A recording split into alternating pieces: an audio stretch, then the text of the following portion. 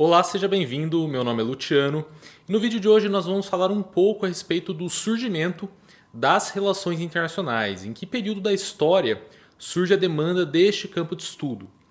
E para poder compreender um pouco melhor, nós temos que voltar alguns aninhos aí no tempo, mais ou menos uns 370 anos, lá para a Paz de Westfália, no ano de 1648. A Paz de Westfália ela tem uma grande importância para o surgimento das relações internacionais, justamente porque é com ela que emerge o que nós conhecemos como Estado moderno.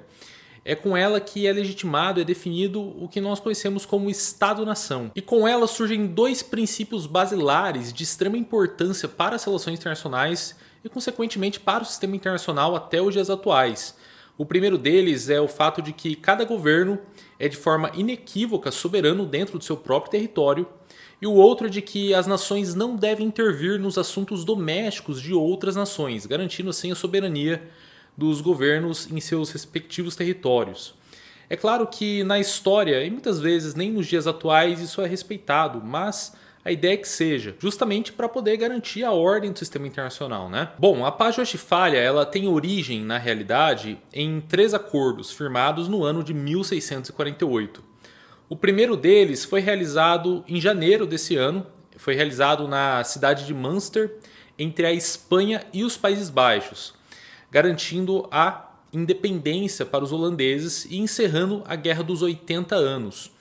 E ao final deste mesmo ano, inclusive na mesma data, no dia 24 de outubro, foram celebrados mais 2 acordos, um na cidade de Münster também, só que dessa vez entre a França e o Sacro Império Romano, e o outro na cidade de Osnabrück, só que entre a Suécia e também o Sacro Império Romano. A Paz de Westfália ela tem uma importância, na realidade, muito mais simbólica, porque é justamente através dela que se constitui um sistema de estados independentes em detrimento àquele sistema hierárquico baseado na autoridade papal e também dos Habsburgo, né? Fazendo com que aquele sistema imperial medieval desse espaço a um sistema internacional moderno com estados completamente independentes. Outro ponto muito importante que a paz trouxe foi justamente o apontamento de que os interesses seculares dos estados estavam tomando corpo, tomando frente e pautando a política externa dos estados, e a França foi um grande exemplo disso. Além disso, foi com ela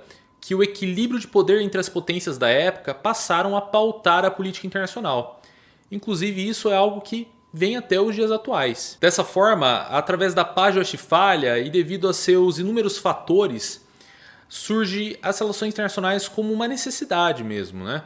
Porém, até o ano de 1919, a gente pode considerar que este seja um período pré-histórico das relações internacionais, justamente porque ela ainda não é um campo independente de outras ciências, né? De outros campos de estudo como o direito, a política e a economia, tanto que nós não conseguimos estudar as relações internacionais sem nos remetermos a autores como Kant, Maquiavel, Thomas Hobbes, Rousseau, Karl Marx, Adam Smith, David Ricardo, Abad Saint-Pierre e diversos outros autores que eram tanto economistas como filósofos, enfim. Nós não conseguimos estudar as relações internacionais sem as contribuições teóricas e das ideias destes outros autores. E a partir de 1919, as relações internacionais elas constituem um campo independente das ciências sociais, com as suas próprias teorias, com as suas próprias contribuições. E isso se dá justamente porque foi criada uma cadeira chamada Woodrow Wilson de Política Internacional, na Universidade de Wales, no Reino Unido.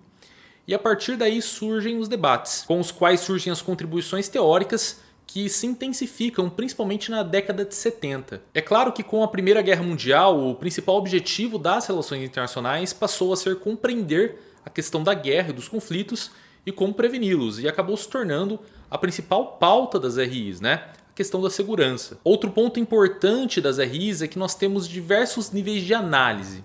Nós temos o nível de análise individual, o da sociedade, o do Estado, o supraestatal e o do sistema internacional. E claro que com isso nós temos também os diversos agentes, né? Nas ciências econômicas, nós consideramos agentes econômicos. Nas relações internacionais, nós consideramos atores. E o principal ator das relações internacionais, pelo menos historicamente falando, é o Estado.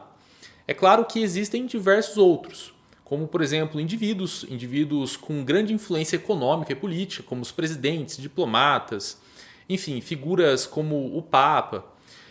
Nós temos também um nível, obviamente, dos estados, nós temos também as organizações internacionais, governamentais e não governamentais, como a ONU, a OEA, a OIT, as ONGs também, como Greenpeace, enfim. Então nós temos diversos atores e diversos níveis de análise também. Dessa forma, nós temos um nível de análise macro do sistema internacional, por exemplo, como um nível de análise micro, bem próximo do indivíduo.